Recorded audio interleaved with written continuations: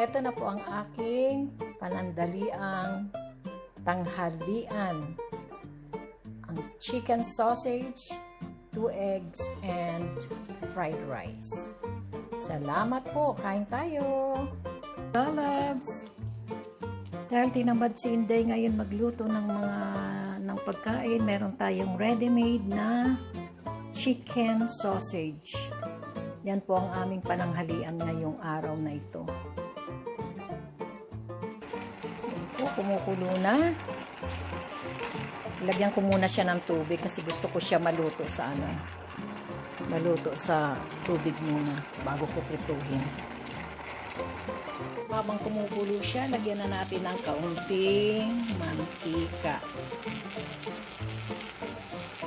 para hindi siya dumikit, at the same time prito siya ng bahagya.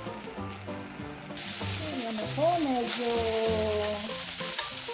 wala na yung tubig niya. So prituhin natin ito. Medyo brown natin side by side yung ating chicken sausage.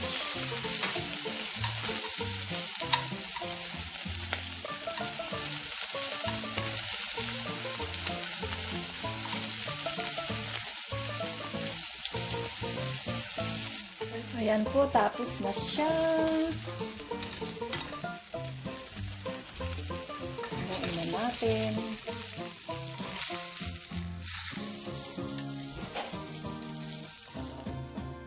Ang ating sausage. Dahil meron tayong tirang kanin dito, isasangag po natin siya dito. Ito ay leftover ng kanin namin.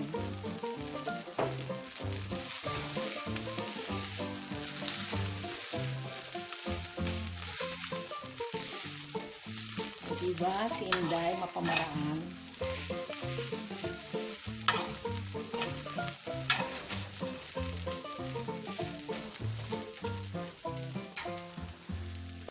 At meron po ako ditong garlic oil.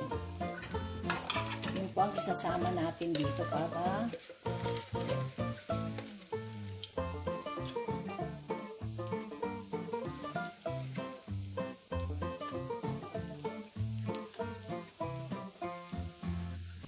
ayan po.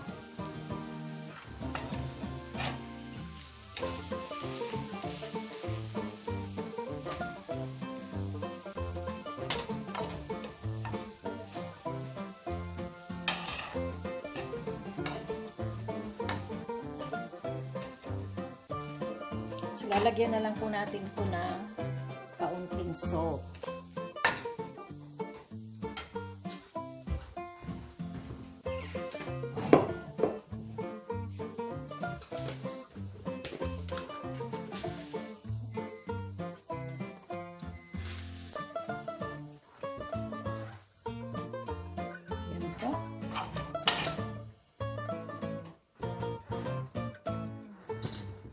So, nilagyan ko na po siya ng salt.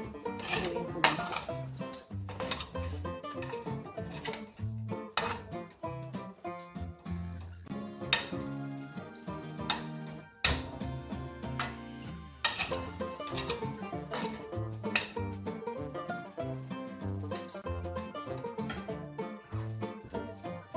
Santay natin siya hanggang maluto. So, ito na po ang ating finished product. Salamat sa inyong panonood. Yummy, yummy. Kakain na po ako. Thank you.